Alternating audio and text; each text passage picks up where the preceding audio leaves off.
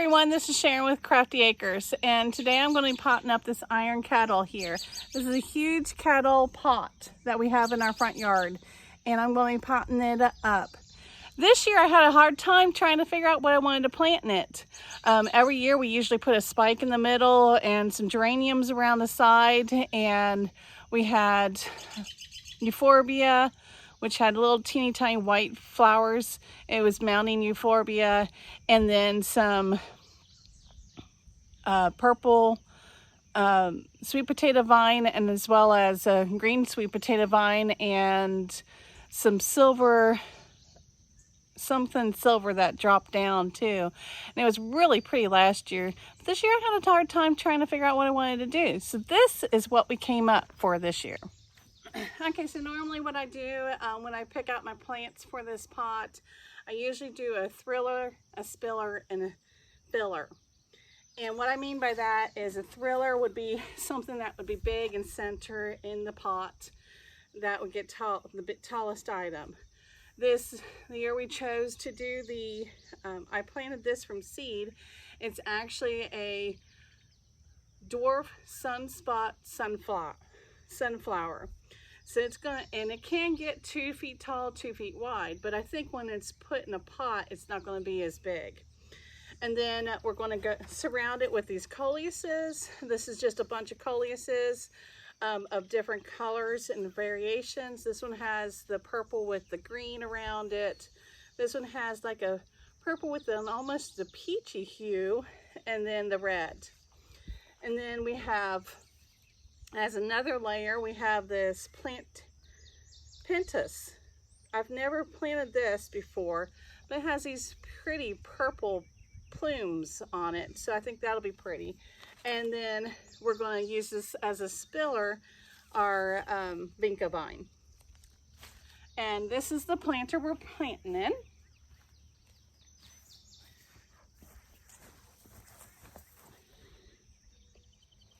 Okay, so I have all my tools that I need right here. I have some slow release fertilizer that I'm going to add into the soil. I did refresh my soil this year. I added some composted cow manure. We have cattle, so there's always an abundance of cow manure around.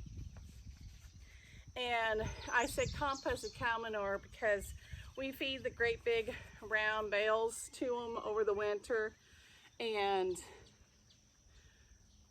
it pretty much, as they eat through the hay bale, they pull chunks out, and they're always standing around, they're congregating. So they're pretty much having their manure party while they're eating, while they're pulling their hay out, and some of it falls on the ground. So then we just go in and scoop. We move at the end of the season, we move the round feeder away, and then just come in with the loader tractor, scoop it all up. So you get a lot of the hay that's left over, as well as the manure, and we let it set for an entire year, and that's the compost for the next year. And we just mix it up a few times during the season. So things seem to grow really well with it. But now I'm just going to throw in some slow release fertilizer. This is just whatever I have on hand or whatever was on sale. This one is actually it's Expert Gardeners Organics flower food. So I used this last year and it seemed to do well on my plants, so we're just going to put some in here. Work it in for a couple of inches. I have some more potting soil or some more soil here if I need it. I don't like to fill it completely full because I want to make sure there's going to be a spot for water so that it doesn't run off over the edge. I considered taking and scrubbing the pot, but that's lichens, and that's actually a good thing. It's a naturally occurring item that happens out in the woods. You see it a lot of times on trees. And I was talking to a friend of mine, and she suggested, you know, it makes it look more woodsy, makes it look more natural to leave it on. But at the end of this season, I think I'm going to go ahead and clean this pot up, give it a new coat of paint, make it look fresh and new again.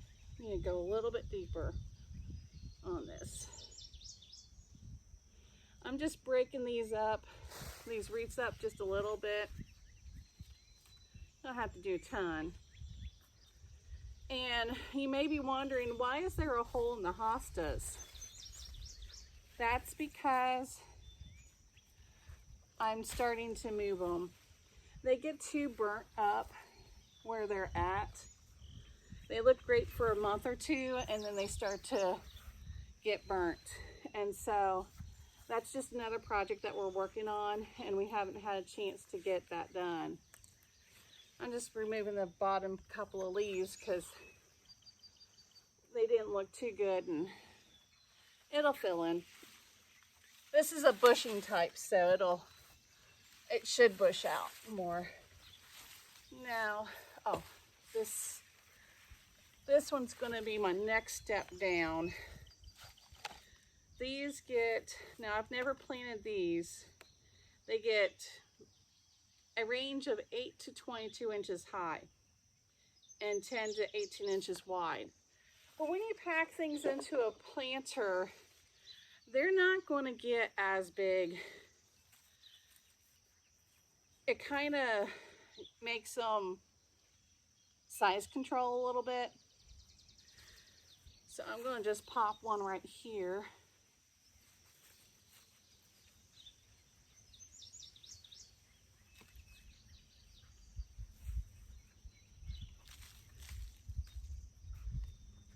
And then I may have to adjust my placements just a little bit. Grab another one. I only have 2 of these, and there's only 1 plant in each. So we'll just kind of do with what we have. It was hard to find things.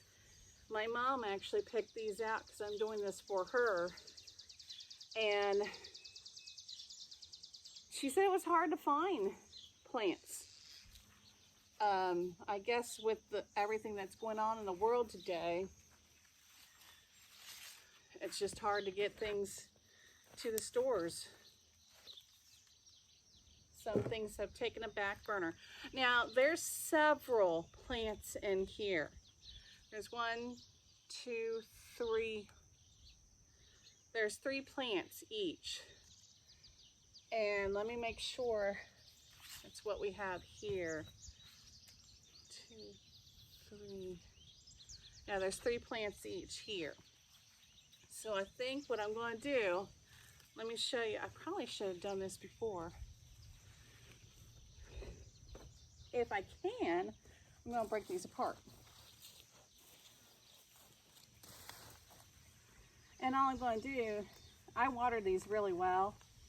And so I'm just going to kind of shove my hands down in there and just make sure each one has a bunch of roots left to it. And that's got a bunch of roots to it. And then we'll just do the same thing here. You can do this with, if you have your shovel nearby, you can also do it with the shovel. I think I'll go ahead and get the other one done as well.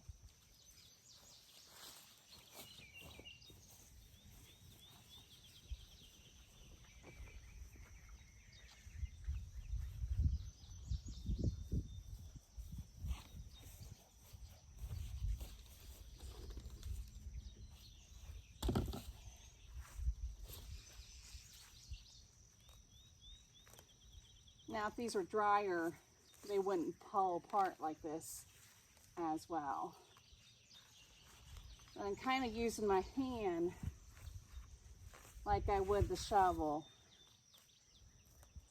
And there you go. And you can take a good portion of the roots off. I'll just compost that later. Now let's kind of see how we want. I think I'm going to do something where, here's the other bottom of the other planter. I think I'm going to do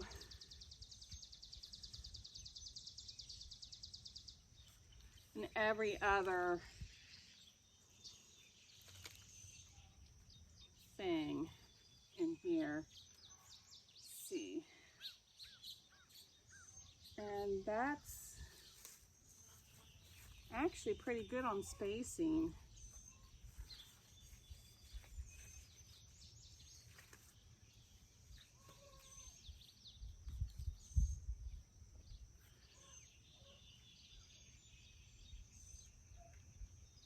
Yeah. So I'll just go ahead and pop these in. And you want to make sure you get your hands down around that soil where you're putting them in to make sure that you make all those air pockets go away.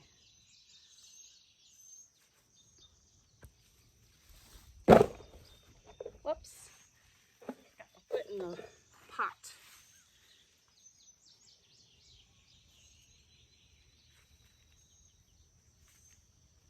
And sorry if it's, if I look hot, it's hot.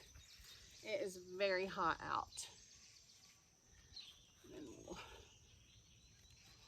I might get something, you know what I might do? I have some seed of moss rose. I may just, to give it a little low coloration, I think that would be so pretty. Because we're going to have the nice height of this, and it's going to bloom here. It's got one bloom on it, and it'll bush out and bloom. But I think moss rose would be, I think it would help to tie in. And they grow pretty quick, so I have some seed I might just pop in. And these will bush out. That's fairly decent spacing. Then the only other thing we have to do right now is add in the vinca vine for something that's going to be our spiller. And I do need a little more soil and some spots.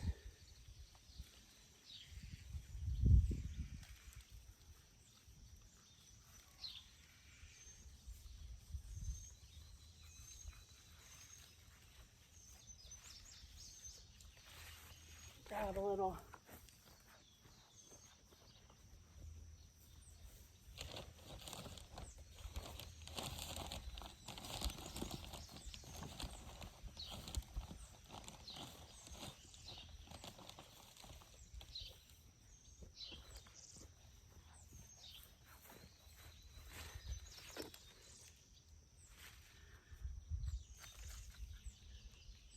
I'm just going to keep that handy in case I need it.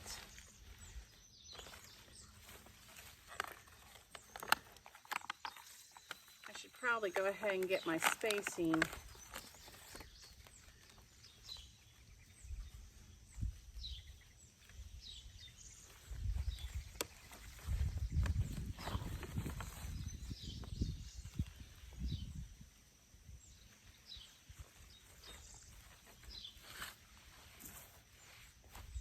I'm just kind of going in between some of the plants.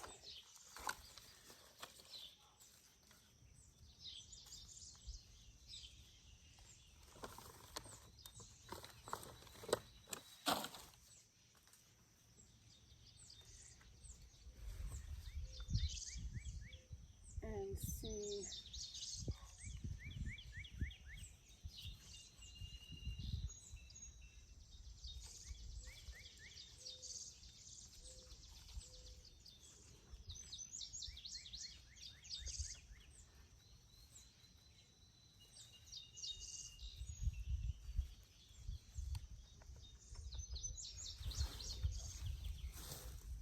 I think that's fairly decent.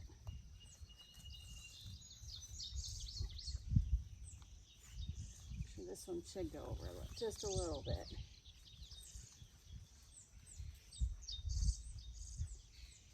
Don't worry about if you have to adjust spacings. Plants are resilient. They're more resilient than what people think.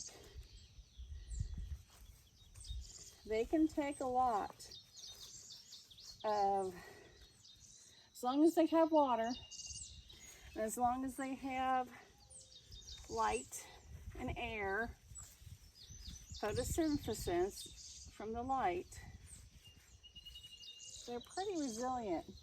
Now all I have to do is water this in, and I think I might pop in some seeds just every once in a while, and that will give it a little bit of depth down in of the moss rose, because they're kind of low growing, and I think that would just be cute while you're standing here looking at it. Now all I have to do is water it in real good, and we're done.